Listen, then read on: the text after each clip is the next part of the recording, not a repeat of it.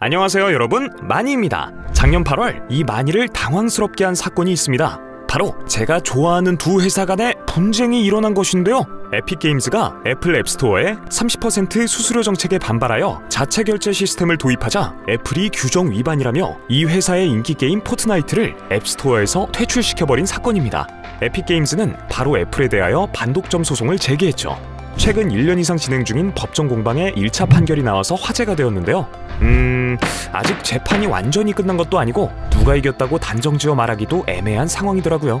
한편 우리나라는 최근 소위 구글 갑질 방지법 시행으로 전 세계의 주목을 받고 있는데요. 정부 차원에서 애플과 구글의 인앱 결제 강제 금지 처분을 내린 첫 사례라고 합니다. 이게 다 무슨 일인지 오늘도 마니와 함께 차근차근 알아보시죠. 30%라는 과한 수수료를 매기면서 자사 앱스토어 이외의 외부 결제 옵션을 원천 봉쇄하는 인앱 결제 강제는 애플 앱스토어뿐 아니라 앱마켓 양대 산맥 중 하나인 구글 플레이도 마찬가지였습니다. 이 사건에서 애플과 에픽게임즈 간의 싸움이 더 극적으로 부각되었지만 에픽게임즈는 구글도 함께 제소했죠. 이후 게임 개발자 커뮤니티는 당연히 에픽게임즈 편을 들었고 여기에 애플뮤직과 경쟁 관계인 스포티파이도 가세하는 등 빅테크 대 앱 회사 간 진영 다툼으로 격화되었습니다. 애플은 절대 협상은 없다며 자사 규정을 준수하지 않는 한 포트나이트를 앱스토어에 복귀시킬 계획이 없음을 분명히 하고 있지만 구글과 함께 한 발 물러서서 연간 100만 달러 미만 매출 사업자에 대한 수수료를 기존 30%에서 15%로 낮추기로 하는 등 유화 정책을 내놓았습니다. 하지만 법원의 판결을 피해갈 수는 없었죠. 드디어 9월 10일 미 법원은 에픽게임즈가 애플에 대해 제기한 소송 10개 중 9개를 기각하고 특히 애플이 독점을 하고 있는가에 대해서는 인정하지 않은 반면 소송의 발단이 된 인앱 결제 금지는 위법이라는 판결을 내렸습니다. 이에 따라 오는 12월부터는 앱스토어에서만 결제하도록 하는 애플의 규제가 금지됩니다. 이 판결에 대해서는 의견이 분분합니다. 소송이 대부분 기각되었음을 들어 애플이 이겼다고 보는 쪽도 있지만 가장 핵심인 인앱 결제 강제 금지 조치로 인해 에픽게임즈의 승리라고 보기도 하고요. 여하튼 양사는 다 항소할 거라는군요. 그럼 우리나라에서 최초로 통과되어 전 세계의 박수갈채를 받고 있는 구글 갑질 방지법에 대해 알아볼까요? 정식 명칭은 전기통신사업법 개정안으로서 글로벌 앱마켓을 양분하고 있는 구글과 애플의 인앱 결제 강제를 막는 내용이 골자입니다. 작년인 2020년 7월 관련 법안이 처음 발의되어 올해 8월 31일 국회 본회의를 통과했고 9월 14일부터 시행에 들어갔습니다. 흥미로운 점은 에픽게임즈도 애플과 구글을 동시에 제소했고 우리나라의 전기통신사업법도 구글과 애플을 포함한 빅테크 기업들의 횡포를 두루 견제하려는 것이지만 에픽게임즈는 애플과의 갈등이, 우리나라는 구글과의 갈등이 유난히 심해 보인다는 거죠. 빅테크 기업들의 본산인 미국이나 거대 기업들의 횡포에 유난히 험한 유럽에서도 쉽지 않았던 규제 조치가 우리나라에서 전격적으로 시행될 수 있었던 이유는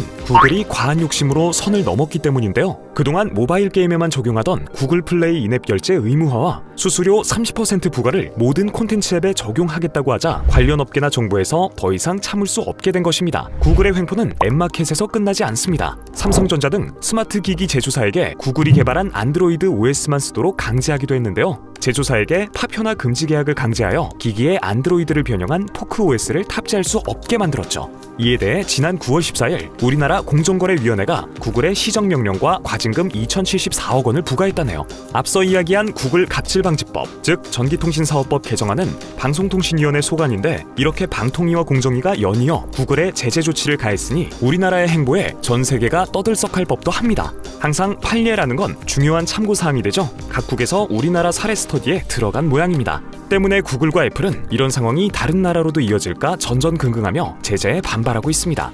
앱스토어와 구글 플레이에는 퀄리티 높은 무료 앱들도 많은데 이들의 대비 모델을 만들어주는 순기능을 유지하기 위해서는 수익을 거두는 앱 회사들로부터의 수수료가 꼭 필요하다든가 그런데 그게 30%일 필요는 없는 거죠. 애플의 경우는 보안 문제를 내세우기도 하고요. 물론 이들의 주장도 일리가 없는 것은 아닙니다. 문제는 이런 빅테크 회사들의 시장 지배력이 도를 넘어선다는 것이죠. 소위 담장 처진 정원이라는 전략으로 유저와 개발자들을 교묘하게 올가매고 있기 때문입니다. 월드가든, 즉 담장 처진 정원이란 특히 IT 산업에서 특정 브랜드의 폐쇄적인 자체 생태계를 뜻하는 말입니다. 대표적 케이스인 애플의 예를 볼까요? 우선 아름답고 성능 좋은 하드웨어를 사용하면서 이 정원에 첫 발을 들이게 되면 자기도 모르는 새에 갇혀서 다시는 못 나오게 됩니다. iOS와 아이클라우드를 통한 기기 간 연동이 너무 잘 돼 있어서 아이폰을 쓰다 보면 아이패드도 사게 되고 결국 애플워치도 사게 되죠. 제 경험을 이야기하는 건 절대 아닙니다. 디바이스로 끝나는 게 아니라 애플 TV 등 각종 구독 서비스에 가입할 확률도 훨씬 높아지고요. 문제는 이게 표현 그대로 감옥이 아니라 정원이란 겁니다. 억지로 가둬놓고 질 나쁜 서비스를 강요하면 어떻게든 탈출하려 하겠지만 쾌적한 정원처럼 잘 조성된 제품과 서비스 생태계 안에서 유저들은 시간 가는 줄 모르고 머무르며 구태여 다른 곳으로 떠나려 하지 않습니다. 그런데 바로 이 지점에서 횡포가 시작되는 겁니다. 전 세계 포트나이트 플레이어 중 무려 30%가 iOS 유저라고 하는데요. 인기를 끌고 있는 포트나이트를 과감히 퇴출시킬 수 있었던 것은 애플이 이런 믿는 구석이 있었기 때문입니다. 에픽게임즈도 이걸 알기 때문에 법에 호소하는 길을 택한 거고요. 애플에 비해서는 훨씬 오픈 생태계라고 인식되던 구글도 알고 보니 OS 갑질을 해왔던 걸 보면 이 월드가든이라는 교묘한 전략이 빅테크 기업들에게는 고전적 수법으로 자리 잡은 모양입니다.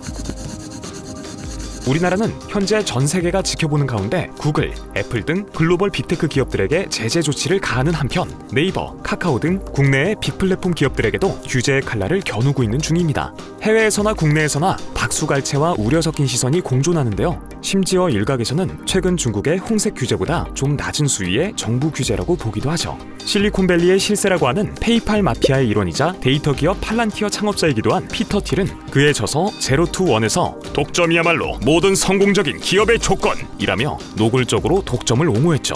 심지어 경쟁은 루저들이나 하는 것이다. 그렇게도 경쟁이 좋다면 샌프란시스코의 레스토랑이나 내지 그러냐고 비아냥대기도 했습니다. 자본주의 시장 경제의 기본이라고 여겨지는 경쟁을 근본적으로 부정하는 그의 논리는 충격적이지만 처음에는 꽤 신선하게 받아들여졌습니다. 공정 경쟁을 통해 소비자에게 더 나은 제한을 제공하도록 하는 것이 자본주의 경제의 강점인데 실제로는 엇비슷한 제품과 서비스를 통해 다들 출혈 경쟁만 하고 있으니 아예 새로운 판을 만드는 비즈니스의 창출이 모두에게 더 이롭다는 거죠. 지난 월요 지식회에서 다룬 AWS가 처음 나왔을 때처럼 말입니다. 하지만 그렇게 해서 얻은 시장 지배력을 남용하는 건 역시 문제인 건 부정할 수 없는 사실입니다. 그래서 정부의 개입이 어느 정도 필요하다는 것이 중론이 되어가고 있지만 이번에는 그 수위에 대한 논의를 해야 할 시점이겠네요. 이상 마니였습니다.